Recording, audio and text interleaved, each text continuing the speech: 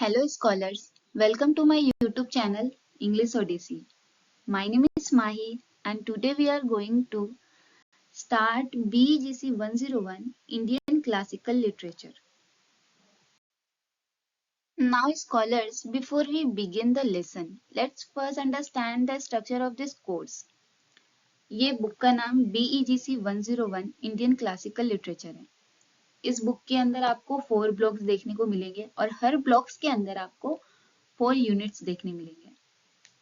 तो हम आज ब्लॉक 1 का फर्स्ट यूनिट को डिटेल में समझेंगे. बाकी यूनिट्स को हम नेक्स्ट लेक्चर में 1 बाय 1 कवर करेंगे और मैं आपको वीडियोस के साथ लेक्चर के साथ मैं आपको नोट्स भी प्रोवाइड करा दूंगी, जिसकी वजह से आपको कहीं और से फिर नोट्स लेने की नीड नहीं पड़ेगी. आप आराम से यहीं से नोट्स बना के इजीली एग्जाम में अच्छे मार्क्स ला सकते हैं.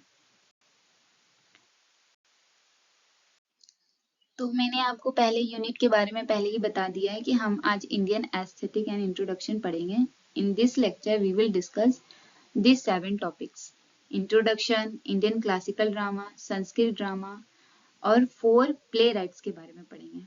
अब प्ले राइट्स कौन होते हैं? जो प्ले लिखते हैं, ड्रामा लिखते हैं, उनको प्ले राइट्स बोलते हैं. जैसे जो पोएम लिखते हैं उनको पोएट बोलते हैं, वैसे ही. तो हम स्टार्ट करते हैं इंट्रोडक्शन से. Drama is one of the oldest form of literature. इसका मतलब है कि ड्रामा लिटरेचर की सबसे पुरानी फॉर्म में से एक है. बहुत पुराने टाइम से लोग ड्रामा देखते और परफॉर्म करते आ रहे हैं and has a long history of development. यानी ड्रामा एक दिन में डेवलप नहीं हुआ. इसको आज के फॉर्म तक पहुंचाने में कई साल और कई सेंचुरीज लगी हैं. It is a unique literary genre because it is written not only to be read but also to be performed on a stage before an audience. अब ड्रामा क्या है? एक यूनिक जॉनरा है जिसको सिर्फ पढ़ने के लिए नहीं लिखा जाता. उसको परफॉर्म करना मतलब उसको परफॉर्म किया जाता है ऑडियंस के सामने. जैसे हम पोएम या नॉवल देखें, उसको बस हम रीड करते हैं. स्टोरी को समझने के लिए हम अपनी इमेजिन का यूज करते हैं. उसके थ्रू हम स्टोरी को समझते हैं. लेकिन ड्रामा क्या होता है? उसको हम लाइव देखते हैं on a stage. A drama presents a story through dialogues, action, gestures, facial expressions, music, costumes and stage settings. तो ड्रामा क्या है? हम ड्रामा को इन सारी चीजों के थ्रू ही समझ पाते हैं. जैसे डायलॉग्स हो गए, एक्शंस हो गए, जेस्चर हो गए, फेशियल एक्सप्रेशन हो गए, म्यूजिक हो गया, कॉस्ट्यूम हो गया. ये क्या बताता है हमें? उस ड्रामा के बारे में, उस स्टोरी के बारे में बताता है. It combines literature with performance, making it both entertaining and meaningful.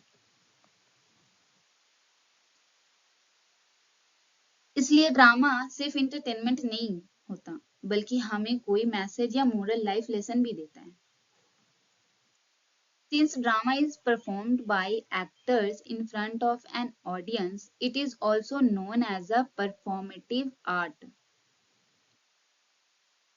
यानी क्योंकि ड्रामा एक्टर्स ऑडियंस के सामने परफॉर्म करते हैं, इसलिए ड्रामा को परफॉर्मेटिव आर्ट भी कहा जाता है.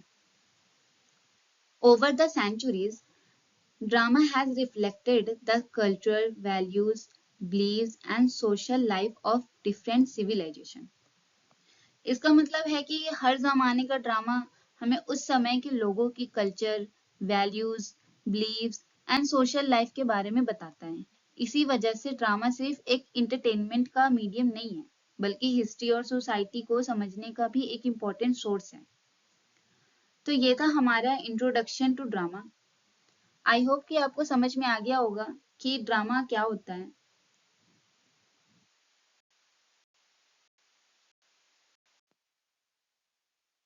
Classical drama is one of the oldest and richest dramatic tradition in the world. इसका मतलब है कि इंडियन क्लासिकल ड्रामा दुनिया की सबसे पुरानी और सबसे रिच ड्रामेटिक ट्रेडिशन में से एक है. यहाँ रिच का मतलब पैसा नहीं है, ओके. यहाँ रिच का मतलब है कि इस ट्रेडिशन में बहुत ज़्यादा नॉलेज, लिटरेचर, कल्चर और आर्टिस्टिक ब्यूटी मिलती है. From ancient Indian culture and is mainly based on the Natya Shastra, a famous treatise written by भर्तृमुनि.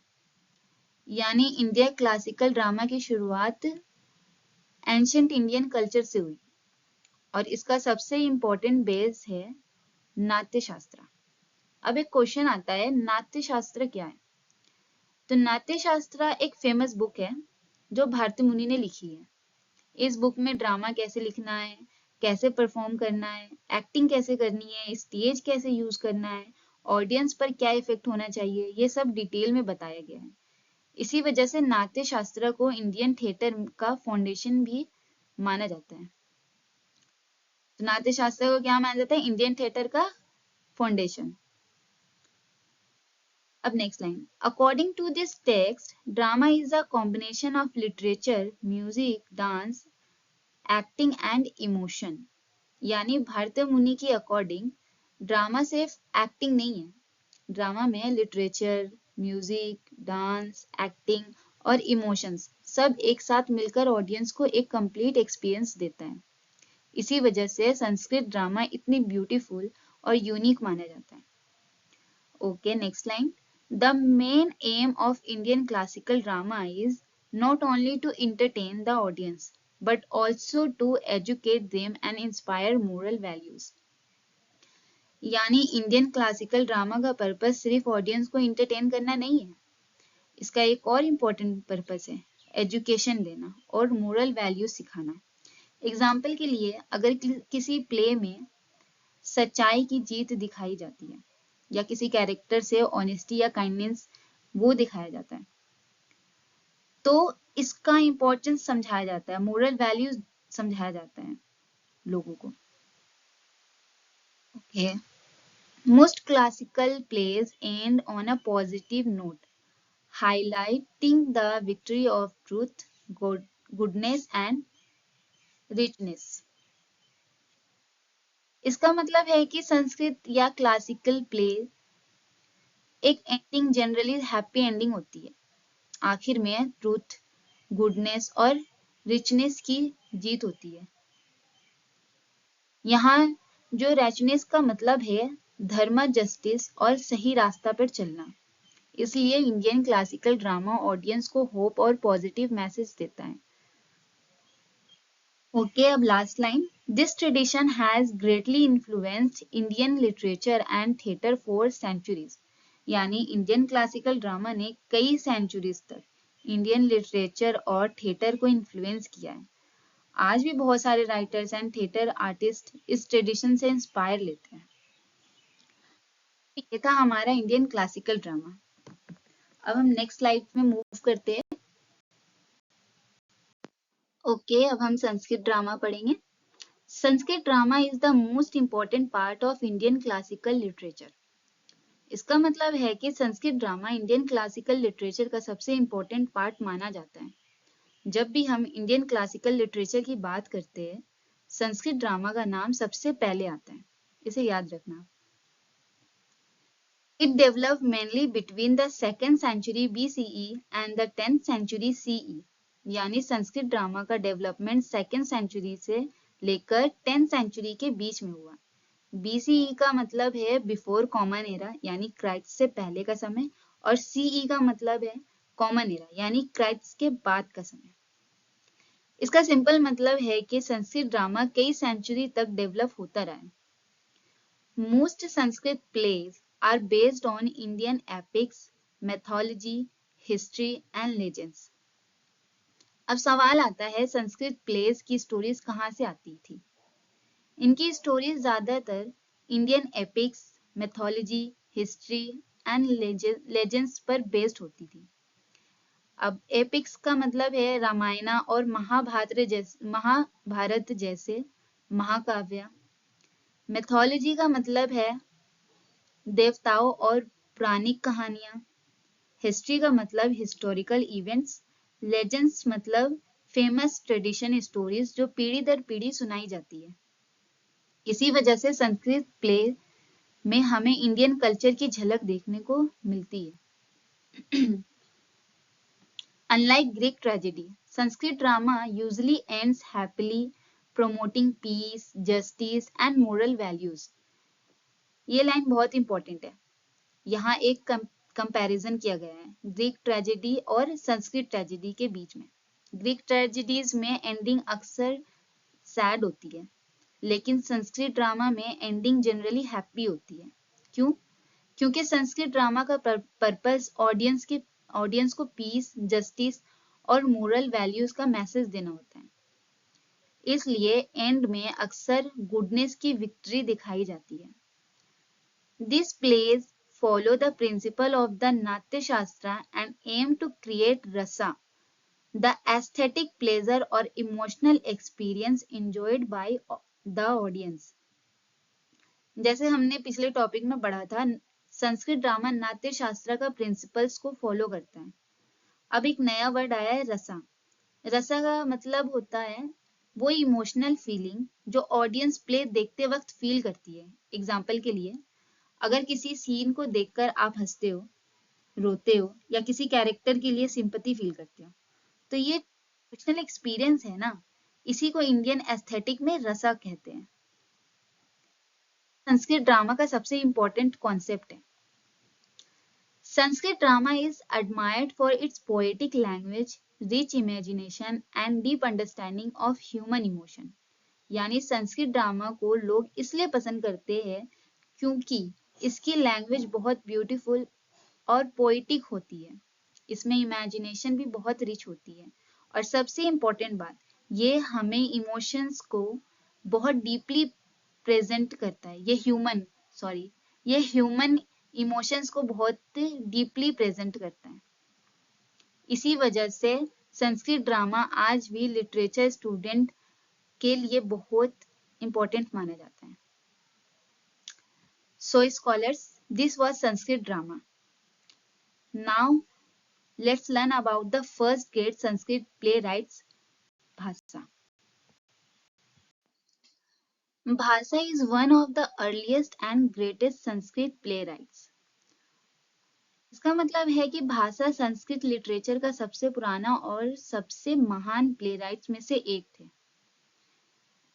तो मैंने आपको प्ले राइट्स का मतलब पहले ही बता दिया था, लेकिन मैं फिर भी एक बार आपको अभी फिर बता देती हूँ कि प्ले राइट्स का मतलब होता है कि जो प्ले लिखते हैं, ड्रामा लिखते हैं, उनको प्ले राइट्स बोलते हैं। Okay, next line. Although very little is known about his life, his plays have earned him a permanent place in Indian literature. यानी भाषा की पर्सनल लाइफ के बारे में हमें बहुत कम इंफॉर्मेशन मिलती है।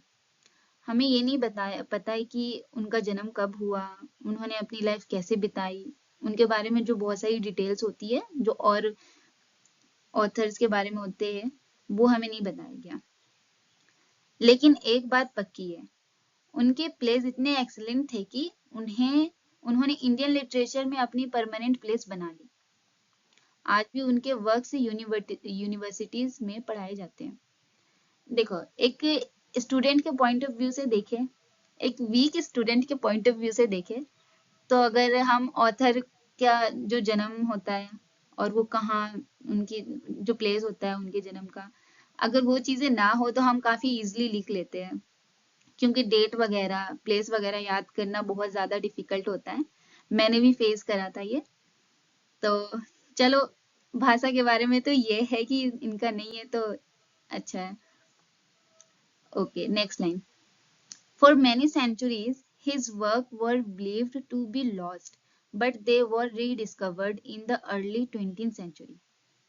ये लाइन बहुत इंटरेस्टिंग है। ओके, कई सालों तक लोगों को लगता था कि भाषा का जो प्ले है ना, हमेशा के लिए खो गया है, लेकिन 20th सेंचुरी के बिगनिंग में उनके प्लेस दोबारा मिल गए। इसी वजह से आज हम उनके वर्क्स को पढ़ पा रहे हैं। भाषा is famous for presenting powerful characters, dramatic situation and emotional depth. अब सवाल आता है, भाषा की राइटिंग की खास बात क्या थी? सबसे पहली बात, उनके कैरेक्टर्स बहुत स्ट्रॉन्ग और मेमोरेबल होते थे। दूसरी बात, उनके प्लेज में ड्रामेटिक सिचुएशन होती थी जो ऑडियंस को पूरी स्टोरी से जोड़ कर रखती थी। और तीसरी बात, उन्होंने ह्यूमन इमोशन को बहुत डीपली प्रेजेंट किया था। इसी वजह से उनके प्लेस आज भी रीडर्स और ऑडियंस को इम्प्रेस करते हैं। ये बात याद रखना आप, मतलब इम्पोर्टेंट है ये सारी बातें, क्योंकि हमें ये तो नहीं पता कि भाषा का जन्म कहाँ हुआ था, उनका डेट ऑफ मतलब डेट नहीं पता, प्लेस नहीं पता, तो हम ये सारे उनके इम्पोर्टेंट चीजों को याद रख सकते हैं। Okay, next line, his plays are mainly based on the Ramayana and Mahabharata. यानी भाषा ने अपनी स्टोरीज खुद से कंप्लीटली क्रिएट नहीं की, उन्होंने इंस्पिरेशन ली थी। अब इंस्पिरेशन कहाँ से ली थी उन्होंने? रामायण से और महाभारत से ली थी। इसलिए उनके प्लेज में इंडियन कल्चर और ट्रेडिशंस की झलक देखने को मिलती है। Some of his well-known works include स्वप्नवसवादत्तम, प्रातिजनया वगंधरायना, उरुभंगा। अब देखो ये पढ़ने में तो मुझे भी काफी डिफिकल्ट लग रहा है, लेकिन आप याद रखना ये इनके फेमस वर्क्स हैं। ओके, और अगर एग्जाम के पॉइंट ऑफ व्यू से देखा जाए तो ये तीनों नाम को याद रखने की जरूरत है आपको। ये तीनों बहुत ज्यादा इंपॉर्टेंट है, और इनमें से सबसे ज्यादा इंपॉर्टेंट है स्वप्न व सवादत्तम। ये ज्यादा इंपॉर्टेंट है क्योंकि इग्नू एग्जाम में इसको पूछा जाता है बार बार, तो इसको आप याद रखना। बाकी आप प्रैक्टिस करेंगे 2-3 दफा तो आपको बोलना आ जाएगा, क्योंकि मेरे लिए भी ये डिफिकल्ट था बहुत पहले, अभी भी डिफिकल्ट होता है जब मैं बोलती हूँ इसे। सो स्कॉलर्स, दिस वाज भाषा। तो अब हम अपने नेक्स्ट प्ले राइट्स की तरफ मूव करते हैं। Okay,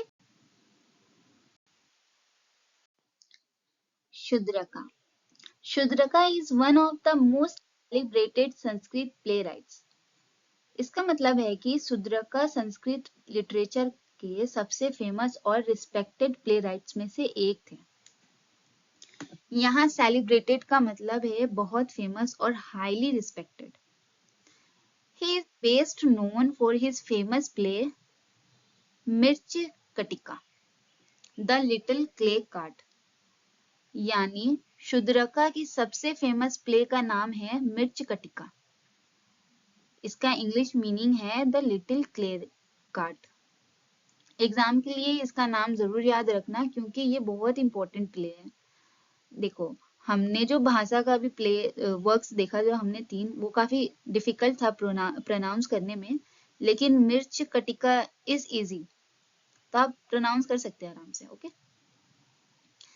Unlike many Sanskrit plays that focus on kings and gods, Shudraka's plays presents the lives of ordinary people.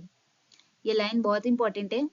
अक्सर संस्कृत प्लेज में किंग्स, क्वींस, गॉड्स और हीरोज की स्टोरीज होती थी। ओके, लेकिन शुद्रका ने कुछ अलग किया। उन्होंने क्या किया? उन्होंने ऑर्डिनरी पीपल है यानी आम लोग की लाइफ को अपने प्ले के सेंटर बनाया। यहाँ यही बात उन्हें दूसरे प्ले राइट से अलग बनाती है। एग्जाम्पल के लिए, अगर किसी प्ले में एक कॉमन मर्चेंट, एक ऑर्डिनरी फैमिली या नॉर्मल सिटीजन्स की लाइफ दिखाई जाए तो शुद्रका की राइटिंग स्टाइल को रिप्रेजेंट करता है। His works portray love, friendship, justice, social inequality and human values in a realistic manner. अब सवाल आता है कि शुद्रका ने अपने प्लेज में किन थीम्स को दिखाया है। उन्होंने love, friendships, justice, social inequality और ह्यूमन वैल्यूज को बहुत रियलिस्टिक तरीकों से प्रेजेंट किया है। यहाँ सोशल इनइक्वालिटी का मतलब है कि सोसाइटी में सब लोगों को हमेशा इक्वल ट्रीटमेंट नहीं मिलता, और रियलिस्टिक मैनर का मतलब है कि उन्होंने लाइफ को वैसे दिखाया जैसे वो असल में होती है। Because of its engaging story and memorable characters, Mirch Katika is regarded as one of the finest works of Sanskrit drama. यानी मिर्च कटिका की स्टोरी इतनी इंटरेस्टिंग है और उसके कैरेक्टर इतने मेमोरेबल है कि इसे संस्कृत ड्रामा की बेस्ट प्ले में से एक माना जाता है। इस वजह से आज भी बहुत सारे स्टूडेंट और स्कॉलर्स इस प्ले को पढ़ते हैं और अप्रिशिएट करते हैं। So scholars, this was Shudraka. Now let's move to our next great playwrights, Bhavabhuti. Bhavabhuti is one of the greatest Sanskrit playwrights, known for the seriousness and emotional depth of his plays. इसका मतलब है कि भवाभूति Sanskrit literature के greatest प्लेराइट्स में से एक थे। उनकी सबसे बड़ी खासियत थी उनके प्लेस बहुत सीरियस होते थे, ओके, और उनमें डीप इमोशन देखने को मिलते थे। यानी उनकी स्टोरीज सिर्फ इंटरटेनमेंट के लिए नहीं होती थी, बल्कि ऑडियंस को सोचने पे मजबूर भी करती थी। He lived during the 8th century CE and is especially admired for his mastery of Karuna Rasa, the emotion of compassion and sorrow. यानी भवभूति 8th century CE में रहे। अब यहाँ एक इम्पोर्टेंट टर्म आया, करुणा रसा। हमने पिछले टॉपिक में पढ़ा था ना रसा के बारे में। तो रसा को हमने क्या पढ़ा था कि ऑडियंस का इमोशनल एक्सपीरियंस होता है ना। लेकिन करुणा रसा का मतलब यहाँ पे कंपैशन एंड सोरो है, यानी दया और दुख की फीलिंग। ओके, रसा और करुणा रसा में फर्क है। एग्जाम्पल के लिए अगर किसी मूवी में किसी कैरेक्टर की सफरिंग देखकर आपको उसके लिए सिंपैथी फील होती है, या आंखों में आंसू आ जाता है आपका, तो उस फीलिंग को करुणा रसा कहते हैं। अब समझ में आ गया होगा आपको करुणा रसा। ओके, भवाभूति इस रसा को बहुत ब्यूटीफुली प्रेजेंट करते थे। His works focus on love, sacrifice, duty and human suffering. अब देखते हैं भवभूति की प्लेस किन थीम्स पर बेस्ड थी। एक थीम इंपॉर्टेंट होता है। एग्जाम में अगर आप कुछ लिख रहे हैं, कोई समरी लिख रहे हैं और साथ में आप थीम भी ऐड कर देंगे ना, तो आपके एग्जाम में अच्छे मार्क्स आपको मिल जाएंगे। तो उन्होंने अपनी स्टोरीज में लव, सैक्रिफाइस, ड्यूटी और ह्यूमन सफरिंग को बहुत इंपॉर्टेंस दी। यानी उनके कैरेक्टर अक्सर डिफिकल्ट सिचुएशन के सामना करते थे, ओके, अपनी रिस्पॉन्सिबिलिटी निभाते थे और कोशिश करते रहते थे। इसी वजह से उनके प्लेस इमोशनल और मीनिंगफुल लगते थे। Bhavabhuti's language is rich, thoughtful and philosophical. यानी उनकी जो लैंग्वेज है बहुत ब्यूटीफुल, डीप और थॉटफुल है। यहाँ जो फिलोसफिकल का मतलब है, उनकी राइटिंग हमें लाइफ, मोरालिटी और ह्यूमन नेचर के बारे में सोचने पर मजबूर करती है। His three famous plays are Mahavira Charita, Malati Madha, Uttara Rama Charita। अब एग्जाम के पॉइंट ऑफ व्यू से देखा जाए तो ये तीनों बहुत इंपॉर्टेंट है, लेकिन आपको अगर ये तीनों याद नहीं हो रहा और आप एग्जाम के मतलब एक दिन पहले आप देख रहे हैं इस वीडियो को और आपको याद नहीं हो रहा है, लेकिन आप एक याद रख लो, आप महावीरा चरिता, नहीं सॉरी, महावीरा चरिता नहीं, उत्तरामा चरिता, ये इंपॉर्टेंट है। ये इनका सबसे फाइनेस्ट वर्क कहा जाता है, तो आप इसको याद रख लेना। ओके, इसका एग्जाम में इसको पूछा जा सकता है, इसलिए आप इसको याद रख लेना। So scholars, this was Bhavabhuti. Now let's move to the greatest Sanskrit poet and playwright, Kalidas. So now scholars, we have reached the most important playwrights of today's lecture, Kalidas. Kalidas is regarded as the greatest Sanskrit poet and playwright in Indian literature. इसका मतलब है कि कालिदास को Indian literature का greatest Sanskrit poet और प्लेराइट्स माना जाता है। देखो आप कि कालिदास अकेला सिर्फ प्लेराइट्स नहीं है, वो पोएट भी है। ओके, यानी संस्कृत लिटरेचर की बात हो और कालिदास का नाम ना आए, ऐसा हो ही नहीं सकता। He is often called the Shakespeare of Indian because of his extraordinary literary genius. अब एक इंटरेस्टिंग बात है, कालिदास को शेक्सपियर ऑफ इंडिया भी कहा जाता है, लेकिन इसका मतलब ये बिल्कुल नहीं है कि उन्होंने शेक्सपियर को कॉपी किया था। ठीक है, इसका मतलब सिर्फ इतना है कि जैसे इंग्लिश लिटरेचर में शेक्सपियर को बहुत बड़ा नाम था ना, वैसे ही संस्कृत लिटरेचर में भी कालिदास का बहुत बड़ा नाम है। यहाँ लिटरेरी जीनियस का मतलब है कि कालिदास की राइटिंग एबिलिटी बहुत एक्स्ट्रा ऑर्डिनरी थी। His works are admired for their poetic beauty, rich imagination, vivid descriptions of nature, and deep understanding of human emotions. अब देखते हैं कालिदास की राइटिंग की खासियत क्या थी। सबसे पहले पोएटिक ब्यूटी, उनकी लैंग्वेज बहुत ब्यूटीफुल और म्यूजिकल लगती थी। दूसरी बात रिच इमेजिनेशन, उनकी इमेजिनेशन बहुत क्रिएटिव थी। तीसरी बात है विविड डिस्क्रिप्शंस ऑफ नेचर, अगर आप कालिदास की राइटिंग पढ़ेंगे तो ऐसा लगेगा जैसे नेचर का सीन आपकी आंखों के सामने आ गया। और सबसे इम्पोर्टेंट, उन्होंने हमें ह्यूमन इमोशंस को बहुत डीपली समझा और अपनी राइटिंग में बहुत खूबसूरती से प्रेजेंट किया। इसी वजह से उनकी राइटिंग आज भी इतनी फेमस है। कालिदास को ब्लॉक 2 में हम पढ़ेंगे, कालिदास के एक जो फेमस वर्क है उनका, उसके बारे में। तो ये हमारा ब्लॉक 2 का हिस्सा है कालिदास, तो आप इसको याद रखना। ओके, इसके नोट्स ना आप इसके स्क्रीनशॉट तो मत लेना, क्योंकि अगर आप इसने स्क्रीनशॉट ले लिया तो आपसे कभी वो लिखा नहीं जाएगा, और ऐसे फोन से देख के तो आप पढ़ नहीं सकते हो। आप मेरी वीडियो को पॉज करना, पॉज करने के बाद आप इसको लिख लेना, उसके बाद फिर आप आगे कंटिन्यू करना, क्योंकि मुझे पता है ना कि स्क्रीनशॉट लेते हैं उसके बाद फिर वो लिखा नहीं जाता है। Okay, next line, Kalidas writings combine simplicity with elegance, making them timeless masterpiece। यानी कालिदास की जो लैंग्वेज एक साथ सिंपल भी है और एलिगेंट भी है। उनकी राइटिंग पढ़ना डिफिकल्ट नहीं लगता, लेकिन उसमें बहुत ब्यूटी और डेप्थ होती है। अभी हम आगे पढ़ेंगे ना तो आपको कालिदास के बारे में पता चलेगा कि काफी सिंपल में वो समझा देते हैं। इसी वजह से उनकी राइटिंग को टाइमलेस मास्टरपीस कहा जाता है। यानी आज भी इतने सालों बाद भी लोग उन्हें उतनी ही रिस्पेक्ट और इंटरेस्ट के साथ पढ़ते हैं। Next, his famous plays include Abhijnana Shakuntalam, Vikrama Urvashiyam and Malavika Agnimitram.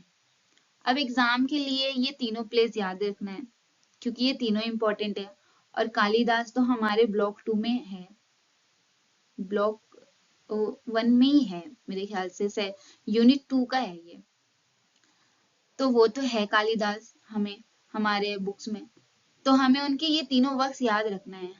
Okay, क्योंकि एग्जाम में अगर आपने ये तीनों वर्क्स लिख दिए तो एग्जामिनर को भी लगेगा कि हाँ ये स्टूडेंट काफी नॉलेज है स्टूडेंट को। तो next, among these Abhijnayan Sakuntalam is considered his greatest dramatic work and is one of the finest plays in world literature। यानी इन सब प्लेज में अभिजनयन शकुंतलम को कालिदास की ग्रेटेस्ट प्लेज माना जाता है। सिर्फ इंडियन लिटरेचर में ही नहीं बल्कि वर्ल्ड लिटरेचर की भी ये एक फाइनेस्ट प्ले मानी जाती है। ओके, ये बातें याद रखना आप कि ना ये जो है सिर्फ इंडियन लिटरेचर में नहीं माना जाता बल्कि वर्ल्ड लिटरेचर में माना जाता है। और स्कॉलर्स, इसी प्ले को हम अगले लेक्चर में डिटेल में पढ़ेंगे। ओके, जो मैंने बताया आपको, इसीलिए आज का ये इंट्रोडक्शन समझाना बहुत इंपॉर्टेंट था। So scholars, this was Kalidasa and with this we have completed today's lecture. अगर आज का लेक्चर आपको हेल्पफुल लगा हो तो लाइक जरूर करना, शेयर कीजिए इग्नू के फ्रेंड्स के साथ अपने, और सब्सक्राइब करना मत भूलना, ताकि आप मेरी आने वाली लेक्चर मिस ना करो। और आपको अगर ऐसे ही सिंपल वे में आपको पढ़ना अगर पसंद आया तो okay, thank you scholars, see you in the next lecture, bye bye.